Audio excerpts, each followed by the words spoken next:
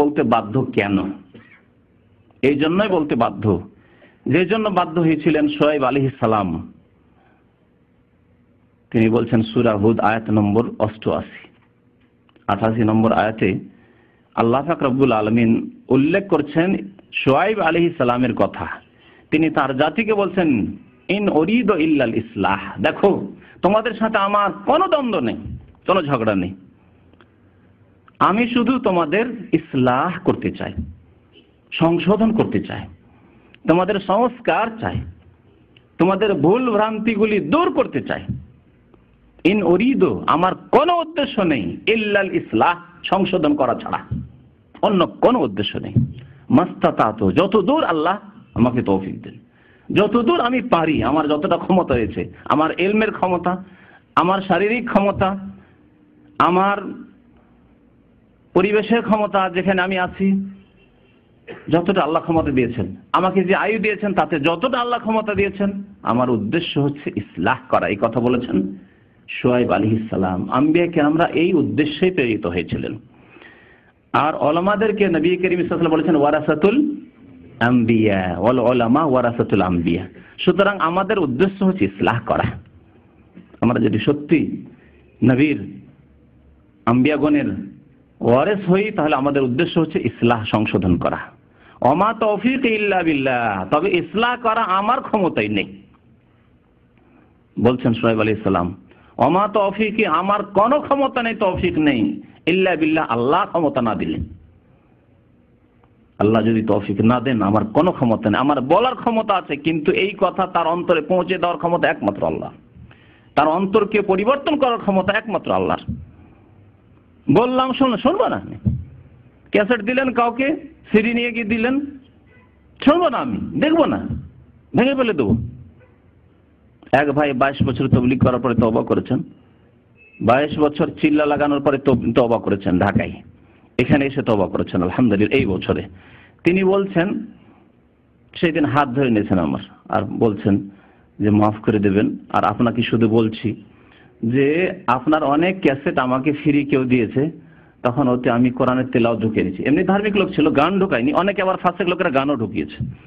তিনি বললেন যে আমি অনেক সময় কোরআন তেলাওয়াত ঢুকিয়ে নিয়েছি, অথবা অন্য কোনো কারো ওয়াজ যেগুলো আমাদের দেশীয় কিসসা কাহিনীর ওয়াজ সেগুলো ঢুকিয়ে নিয়েছি আপনারটাকে কেটে দিয়ে। আর আজকে বুঝতে পেরেছি যে আমি কত ভুলে ছিলাম, আপনার প্রত্যেকটি ক্যাসেট আমি শুনি। তিনি বলছেন আজকে আপনার প্রত্যেকটি ক্যাসেট আমি শুনি। তিনি বলছেন আলহামদুলিল্লাহ, খুশির ব্যাপার যে আল্লাহ তাকে হিদায়াত করেছে, তাতে আমার পার্থিব কোনো লাভ নেই আর আমার কোনো লসও নেই। লাভ এতটুকু যে আল্লাহ পাক রব্বুল আলামিন আমার মেহনতের ফল আমাকে দেবে, আপনার মেহনতের ফল আপনাকে দেবেন। যেই ভাই তার কাছে ক্যাসেট পৌঁছেছেন, ইসলামিক বই পৌঁছেছেন, তাকে আল্লাহ তার ফল দেবেন। তো তারপরে শুআয়ব আলাইহিস সালাম বলছেন ওমা তৌফিক ইল্লা আলাইহি তাওয়াক্কালতু, সুতরাং আল্লাহর উপরে আমার ভরসা, আমি আল্লাহকে ভরসা রাখি। ওয়া ইলাইহি উনীব, এবং তার দিকে আমি প্রত্যাবর্তন করি, তার দিকে আমি ধাবিত।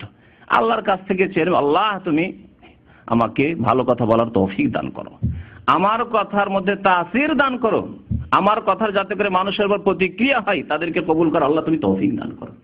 আলাইহি তাওয়াক্কালতু ওয়া ইলাইহি উনীব। এই আয়াত শেষ করার পরে আরেকটি ভুল ধারণা দূর করছি। অনেকে মনে করে যে এরা তো শুধু গীবতই করতে থাকে, মানুষের কুৎসা বয়ান করতে থাকে। এ সম্পর্কে একটি বিস্তারিত 2 সপ্তাহ আগে মঙ্গলবারে বক্তব্য করেছি, কিন্তু শুক্রবারে যেহেতু অনেক ভাইরা আসেন, যারা মঙ্গলবারে আসেন না সেই জন্য সেই আলোচনা শোনেননি। এই কিতাবটি হচ্ছে রিয়াদুস সালেহিন, 4th খণ্ড, বাংলাদেশে ছাপা, সেজন্য সুবিধা হবে, বাংলাদেশে সহজে বইটি পেয়ে যাবেন ঢাকায় আপনি। 4th খণ্ড, আর আল্লামা ইমাম নওয়াবী রাহমাতুল্লাহ আলাইহির লেখা, যিনি অনেক পুরনো আলেম, 6ষ্ঠ শতাব্দীর আলেম বা 7ম শতাব্দীর আলেম। তো তিনি লিখছেন মা ইউবাহু মিনাল গীবাহ, যে ধরনের গীবতে দোষ নেই। মানুষের দোষ বয়ান করলেন, কিন্তু সেই দোষ বয়ান করলে কোনো কি নেই, দোষ নেই। দোষ বয়ান করলে দোষ নেই, তার নাম নাজায়েজ গীবত নাই, হারাম গীবত নাই। 6টি জায়গা তিনি বলছেন যে ওয়াহুয়া সিত্তাতু আসবাব, যেই ক্ষেত্রগুলিতে গীবত মানুষের নিন্দা করা যেতে পারে, মানুষের দোষ তুলে ধরা যেতে পারে, মানুষের ভুল ত্রুটি তুলে ধরা যেতে পারে, সেগুলো হচ্ছে সিত্তাতু আসবাব, 6টি স্থান। 6টি কারণে এরূপ করা যেতে পারে। জি, অনুবাদক লিখছেন, অনুবাদকের কথাটি পড়ে দিলাম যাতে করে আপনি পড়লে দেখবেন যে কথাটি রয়েছে। আরবিতে সিত্তাত আসবাব বয়ান করেছেন। তার মধ্যে একটি ক্ষেত্র হচ্ছে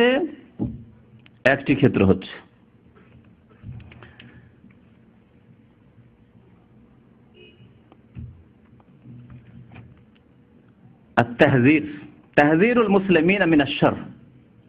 চতুর্থ কারণ, 6টির মধ্যে চতুর্থ কারণ এখানে তাহযীরুল মুসলিমিনা মিনাশ শাররি ওয়া নাসিহাতুহুম। মুসলিম জাতিকে কোন অনিষ্ট থেকে, ধর্মের ক্ষেত্রে অনিষ্ট হোক, আকীদার ক্ষেত্রে অনিষ্ট হোক, আমলের ক্ষেত্রে অনিষ্ট হোক, ধর্মের ক্ষেত্রে হোক, আর দুনিয়ার ক্ষেত্রে, পার্থিব ক্ষেত্রে, ব্যবসা বাণিজ্যের ক্ষেত্রে হোক, ধার করজ দেওয়ার ক্ষেত্রে হোক, বিবাহ শাদীর ক্ষেত্রে হোক, মুসলিমকে কোন অনিষ্ট থেকে, বিপদ থেকে, ইমানি বিপদ হোক, ধর্মীয় বিপদ হোক, আর দুনিয়ার কোনো বিপদ হোক, এসব থেকে সতর্ক সাবধান করার জন্য, যে খবরদার ওই লোক থেকে সাবধান, ওই তরিকা থেকে সাবধান, এই ধরনের বক্তা থেকে সাবধান, এই ধরনের পীর থেকে সাবধান ইত্যাদি। ওয়া নাসিহাতুহুম, এবং তাদের হিতাকাঙ্ক্ষী হওয়া, তাদের কল্যাণ কামনা করার উদ্দেশ্যে, যে তাদের মঙ্গল হোক। এইভাবে মুহাদ্দিসিন কিরামরা বলছেন, যেমন জারহুল মাজরুহিন মিনার রুয়াত ওয়াশ শুহুদ। মুহাদ্দিসিন কিরাম যেমন যারা দুর্বল অথবা মিথ্যুক হাদিসের বর্ণনাকারী, তাদের জীবনী বর্ণনা করেছেন মুহাদ্দিসিন কিরামরা। এই হচ্ছে একটি ক্ষেত্র। কারণ তার এই যে দোষগুলি তার ব্যক্তি জীবনের দোষ নাই, এই এমন দোষ যেই দোষগুলি তার কিতাবে রয়েছে অথবা তার বক্তব্যে রয়েছে, তার তরিকাতে রয়েছে, আর লক্ষ লক্ষ লোক এই তরিকার গান গাইছে, লক্ষ লক্ষ লোক তার বইগুলি পড়ছে, লক্ষ লক্ষ লোক তার বক্তব্যগুলি শুনছে। সুতরাং লক্ষ লক্ষ লোক এইভাবে গোমরাহ হয়ে যাচ্ছে। এই যে জায়েজ, এ তো বললাম ইমাম নওয়াবির কথা। কেউ বলতে পারে ইমাম নওয়াবি বলেছেন, ইমাম নওয়াবি একজন আলেম ছিলেন। আলেমের কথা শরীয়তে দলিল নাই যদি কোরআন এবং হাদিস দ্বারা তা প্রমাণিত না হয়। তাই শোনেন, নবী করিম সাল্লাল্লাহু আলাইহি সাল্লামের হাদিস কয়েকটি উল্লেখ করেছেন। মা আয়েশা রাদিয়াল্লাহু তাআলা আনহা থেকে একটি হাদিস উল্লেখ করেছেন নওয়াবী রাহমাতুল্লাহ আলাইহি, যে এই সব ক্ষেত্রে গীবত করা যে শরীয়ত সম্মত, তার একটি ক্ষেত্রে বলছেন নবী করিম সাল্লাল্লাহু আলাইহি সাল্লাম একবার একটি খুব খারাপ লোক, খারাপ চরিত্রের লোক আসছেন। আসার পরে নবী সাল্লাল্লাহু আলাইহি ওয়াসাল্লামের সাথে সাক্ষাতের জন্য অনুমতি চাইছেন। নবী সাল্লাল্লাহু আলাইহি ওয়াসাল্লাম ইযানু লাহু, অনুমতি দিয়ে দাও তাকে। বেসা আকুল আশিরা, ওই বংশের সবচেয়ে খারাপ লোক এই লোকটি। অনুমতিও দিতে বলছেন তার অনিষ্ট থেকে বাঁচার জন্য, যে আসতে দাও, কথা বলতে দাও তাকে আমার সাথে। এই কথা নয় যে ধাক্কা দিয়ে বের করে, কারণ ধাক্কা দিয়ে বের করলে আরো বেশি ক্ষতি করবে, মুনাফিক হয়তো না, তাকে কথা বলতে দাও। আর বলছে বেসা, বেসা মানে খারাপ, সবচেয়ে খারাপ। আকুল আশিরা, ওই বংশের এই যে লোক, এ হচ্ছে সবচেয়ে খারাপ লোক। মুত্তাফাকুন আলাইহি, বুখারী মুসলিম শরীফের হাদিস। এই হাদিসটি ওই গত এক সপ্তাহ আগে যে বক্তব্য করেছি তাতে শুনিয়েছি, যে নবী করিম সাল্লাল্লাহু আলাইহি ওয়াসাল্লামের কাছে ফাতিমা বিনতে কায়েস রাদিয়াল্লাহু তাআলা আনহা আসলেন আর বললেন, আতাইতুন নবী সাল্লাল্লাহু আলাইহি ওয়াসাল্লাম ফাকুলতু ইন্না আবাল জাহম ওয়া মুআবিয়া খাতাবানি। আমাকে দুইজন পয়গাম দিয়েছে বিয়ে করার জন্য, মুআবিয়াও পয়গাম দিয়েছে আর আবু জাহমও পয়গাম দিয়েছে। কাকে আমি বিয়ে করব ইয়া রাসূলুল্লাহ, আপনার কাছে পরামর্শ চাই। নবী করিম সাল্লাল্লাহু আলাইহি ওয়াসাল্লাম বলেন, আম্মা মুআবিয়া তো ফাসআলু কুল্লা মাআল্লাহ। মুআবিয়া হচ্ছে একেবারে দরিদ্র ফকির, যার কাছে কিছুই নেই, নিজেই খেতে পায় না, তোমাকে কি খাওয়াবে। আল্লাহ তাকে পরে বাদশাহ বানিয়ে দিলেন, আমিরুল মুমিনিন বানিয়ে দিলেন। কিন্তু তার সম্পর্কে নবী সাল্লাল্লাহু আলাইহি ওয়াসাল্লাম, নবী তার জীবদ্দশায় বলছেন, মুআবিয়া আমার শালা। হ্যাঁ, কার ভাই? হ্যাঁ, কার ভাই? উম্মে হাবিবা রাদিয়াল্লাহু তাআলা আনহার ভাই। সুলুকুন ফকির লা মাল, তার কাছে কোনো টাকা পয়সা নেই, কি খাবে তোমাকে নিয়ে গিয়ে।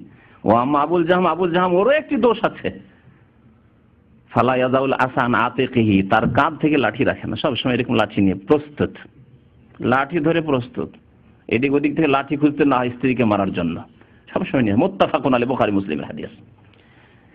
লাঠি যে কাঁধের উপরে রাখে না, এর ব্যাখ্যা আরেকটি হাদিস এসেছে মুসলিম শরীফে, আম্মা আবুল জাহম ফাদাররাবুন লিন-নিসা, তো জারেবুন না, মুবালাগার শেখা, দাররাবুন লিন-নিসা, খুব স্ত্রীকে মারে, স্ত্রীকে মারে। এর আগে বিয়ে করে কাউকে রাখতে পারেনি, এত মারে স্ত্রীকে, তুমি ওকে বিয়ে করবে।